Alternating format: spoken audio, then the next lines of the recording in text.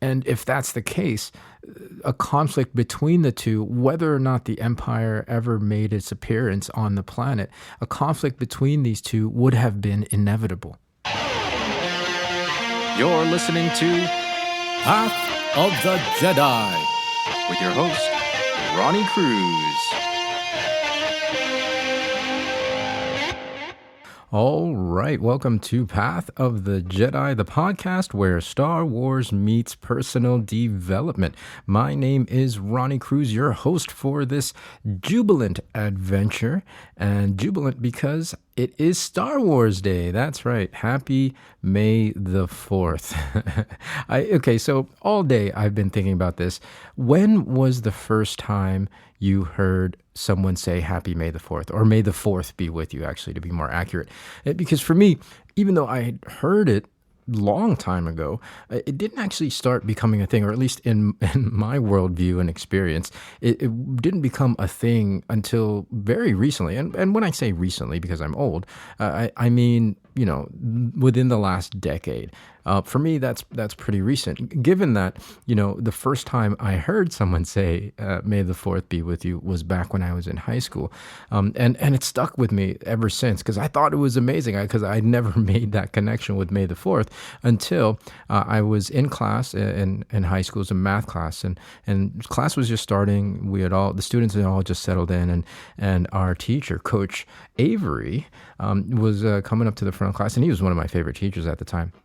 But he said, I don't know, to open up the class, he said, good morning, class, May the 4th be with you, or something like that, you know, and to everybody else, to most people, I think, in the room, they thought, oh, look at this is just one of those dad joke situations.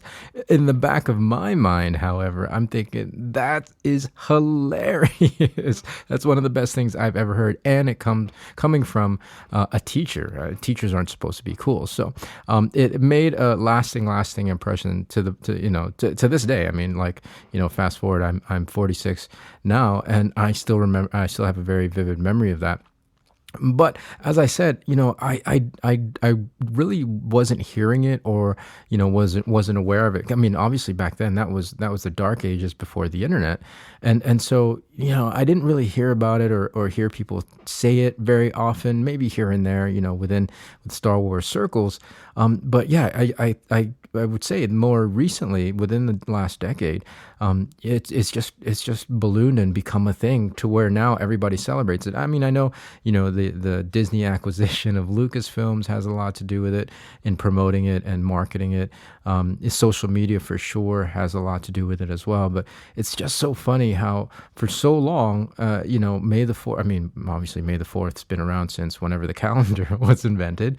But since the inception of Star Wars, it was just kind of a underground thing, a secret handshake. I think StarWars.com described it as such, right? Just kind of a secret handshake until very recently. And now it's a worldwide, you know, unofficial Star Wars holiday. So, anyways, that's the long and short of my own personal history with May the 4th. I would love to hear from you guys. When was the first time you heard May the 4th be with you?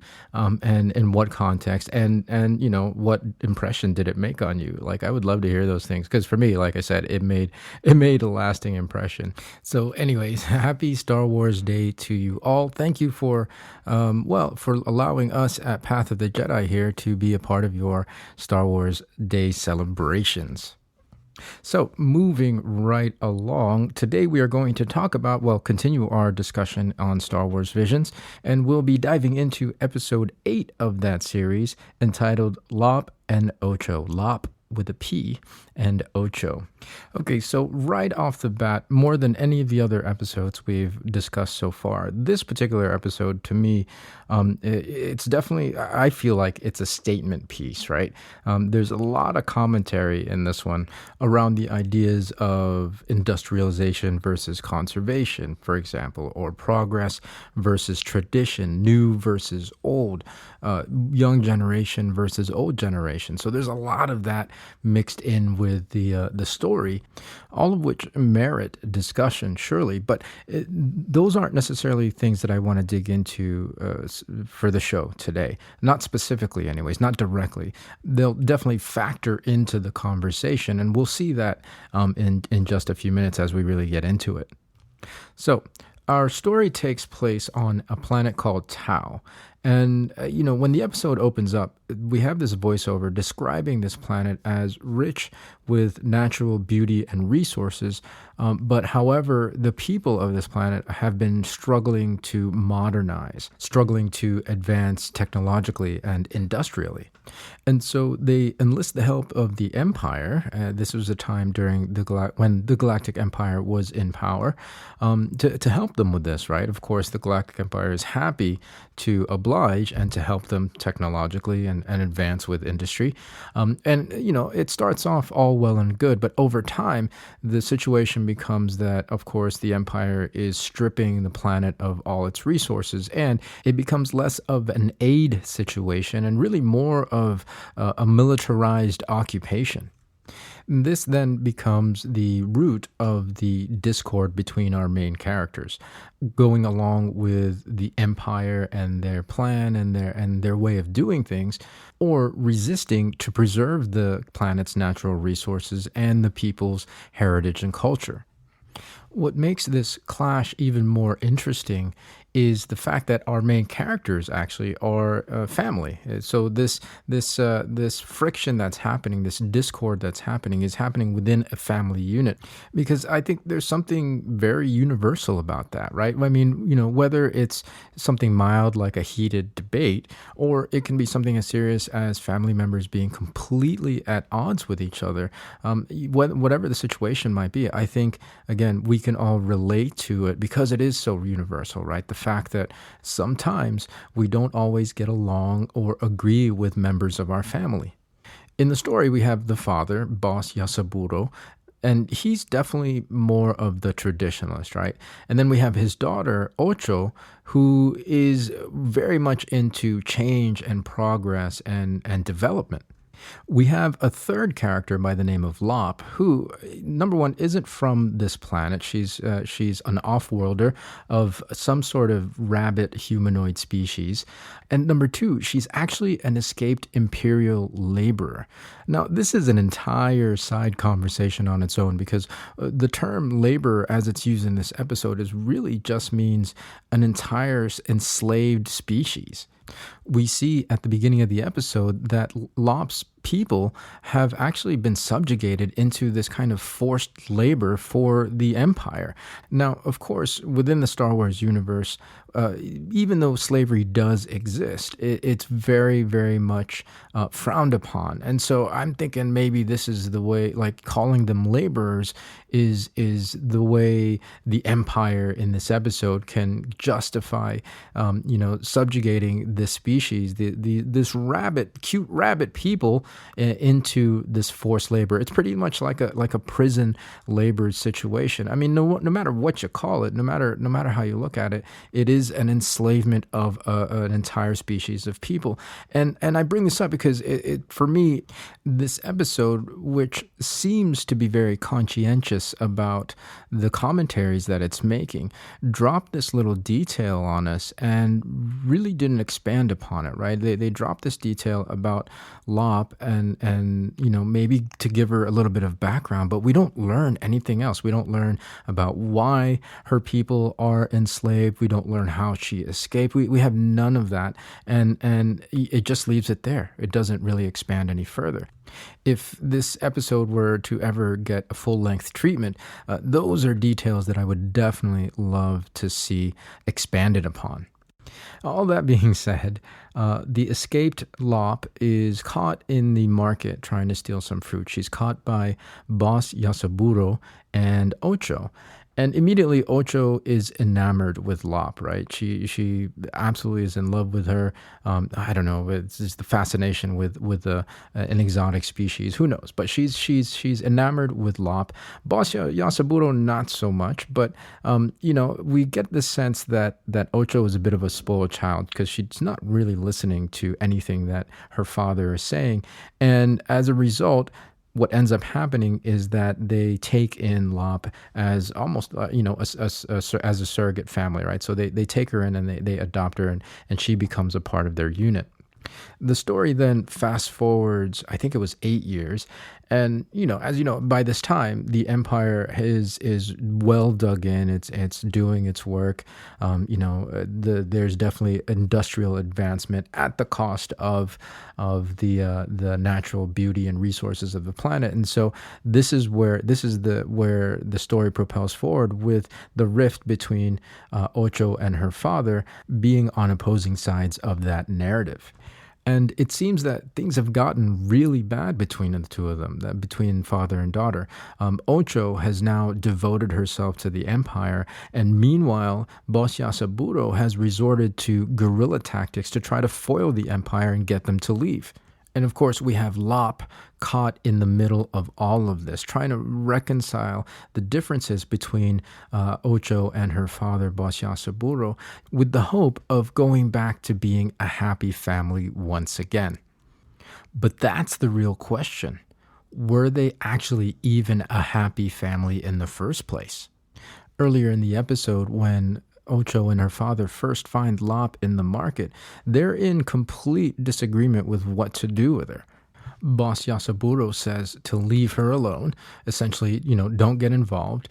And Ocho completely disregards everything that he says and invites her into the family, invites her to becoming part of their family.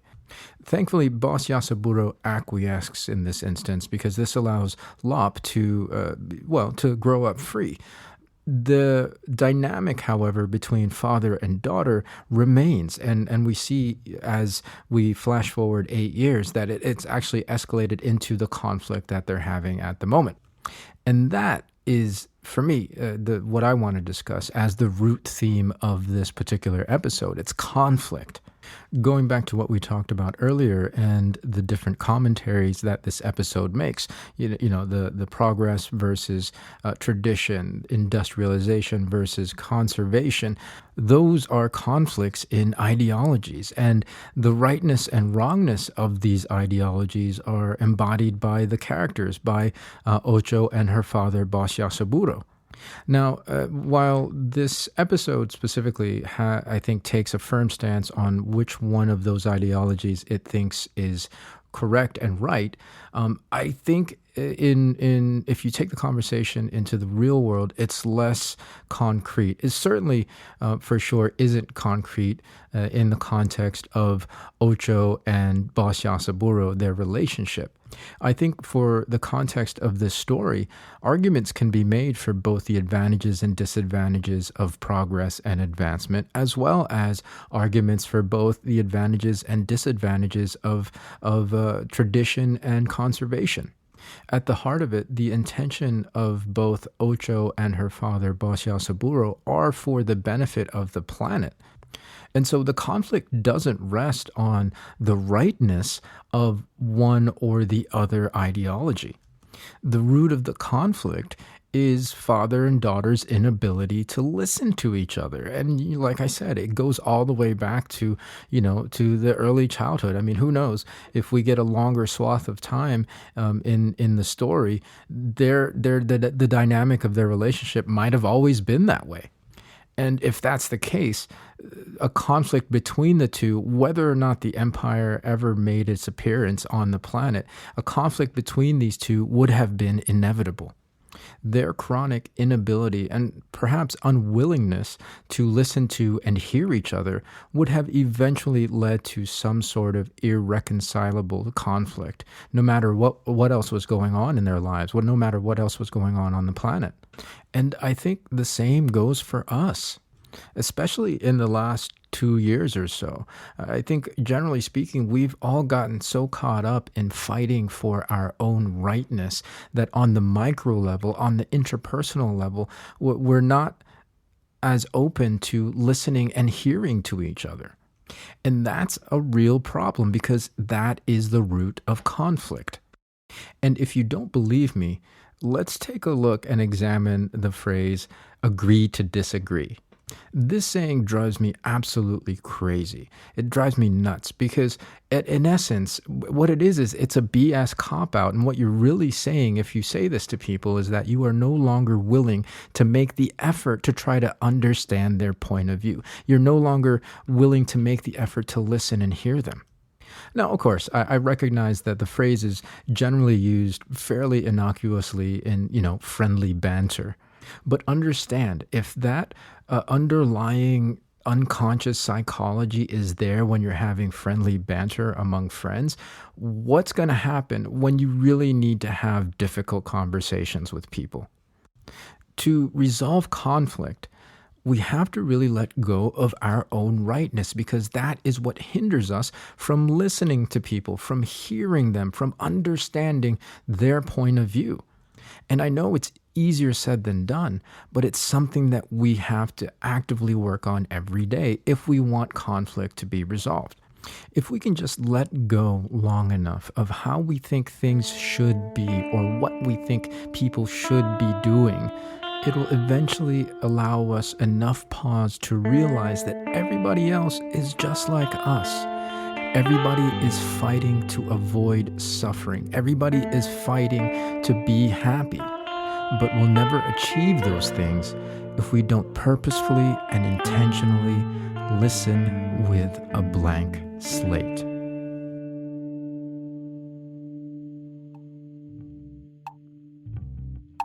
All right, well, that is going to do it for this week. Hashtag blank slate. I told you it was going to come up again. Now, I completely unplanned that it would come up immediately in the next episode. But again, it's an important concept that I really will keep revisiting. And it applied very much to our discussion today. So what do you guys think? I mean, obviously, there's so much more that we can discuss with this episode, but that's what I wanted to hone in on. And I want to hear your guys' opinions. I want to hear your guys' thoughts. Hit me up on Twitter or Facebook. It's at POTJ Podcast. And of course, you can send an email or an MP3 to info@pathofthejedi.com. Now, if you are interested in learning more about this concept and other concepts and principles, actually, I will be starting a book discussion group, a weekly book discussion group on May 15th. And we're going to be talking about a book called Are You Up for the Challenge by Rod Hairston. A lot of the stuff that I talk about here on the show, I learned from Rod, and a lot of that stuff is covered in the book. So if you'd like to get involved, if you'd like to participate in that book discussion, please, by all means, I'd like to invite you there. Only 2 things are required. Now, it's absolutely free, no cost to you except for the cost of the book. But 2 things you need to do in order to participate. Number 1, come join our Facebook group, the Path of Growth Community. It's a personal development community that's attached to the podcast here, and so that's where we'll be, posting updates and news and the Zoom and the replays and the recordings and things like that, the live stream of those weekly discussions. And number 2, go order your own copy of the book. You can go to pathofthejedi.com, go to the recommended reading list, and find Are You Up for the Challenge in that recommended reading list. Now, if you do order from pathofthejedi.com, we do get a little kickback, a very small kickback, because we are Amazon affiliates. So I would really appreciate the help if you want to do it that way. If you don't, no big deal either. But, we haven't really moved into monetizing the show yet. So that's one way for us to generate revenue. It would be a big help to us. Again, no big deal if you don't want to, but that would be much appreciated from our end. Again, we're going to be studying this book it teaches a lot of these principles that I talk about here on the show. So it'll allow you some more in-depth knowledge, in-depth learning about this stuff, as well as a weekly call with me and the others in the community. I'm kind of going to be facilitating and advising that weekly call. So yeah, I mean, again, besides the cost of the book, it's absolutely no cost to you other than your investment in time.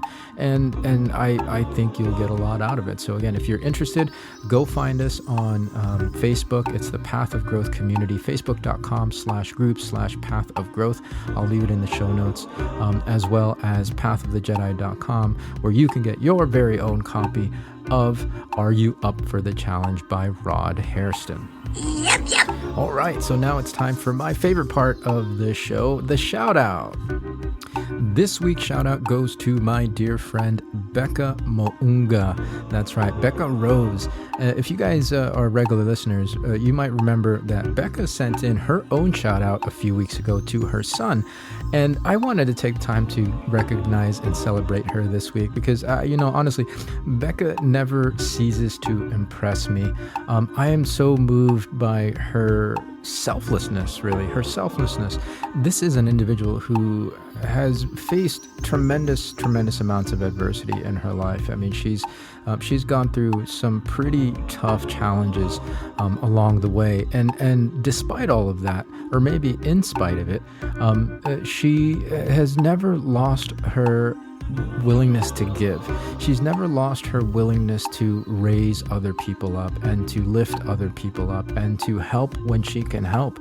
And what's awesome is, over the years, this capacity to give, to continue to give of herself, this willingness to always be of service to people, it's just grown and expanded more and more over the years. And like, I'm really, having known her for as long as I have, I see the impact that she's making in people's lives. I'm seeing the ripple effect that she's having in the world, right? One life at a time. So I just wanted to get on here and again recognize her and celebrate her for everything that she's doing, everything that she's the impact that she's making in people's lives and ultimately in the world, right? So Becca, thank you so much for what you do. Thank you for being who you are.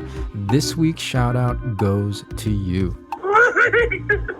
And a real quick honorable mention, I just want to wish my sister, Marianne DeLeon, the happiest of birthdays. Her birthday is actually May the 3rd, so it was yesterday. And they're out there, her and her husband, Jay, are celebrating at one of my favorite all-inclusive resorts down at the Hard Rock in Punta Cana. So I just wanted to wish you a happy birthday. I don't know if you're listening to the show, but have an amazing time down there. May the 4th be with you. May the 3rd. May the 4th be with you. You guys have a great time. I'll see you when you get back. It's so funny. Her birthday is the day before Star Wars Day. My birthday is April 11th, which happens to be the day after Daisy Ridley's birthday. How about that? Doesn't really mean anything outside of my own headcanon.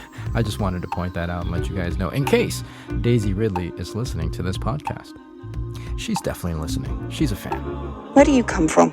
Don't forget, if there's anybody that you'd like to give a shout out to here on the show, whether it's a birthday or you want to congratulate them on something, feel free to please send us the shout out. You can send an email or an MP3 even to info@pathofthejedi.com with the subject heading shout out, and I'll either read the message on the show or I'll play the MP3. I'd love to have either of those things. Again, send the shout out to info@pathofthejedi.com.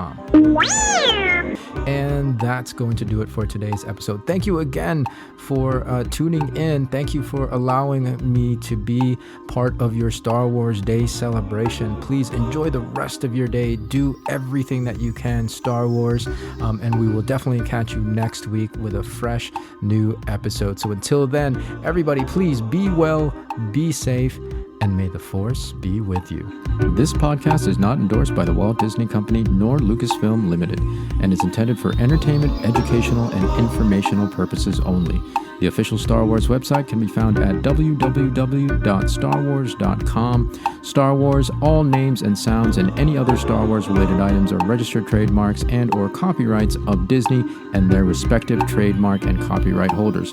All original content of this podcast is intellectual property of Path of the Jedi unless otherwise indicated.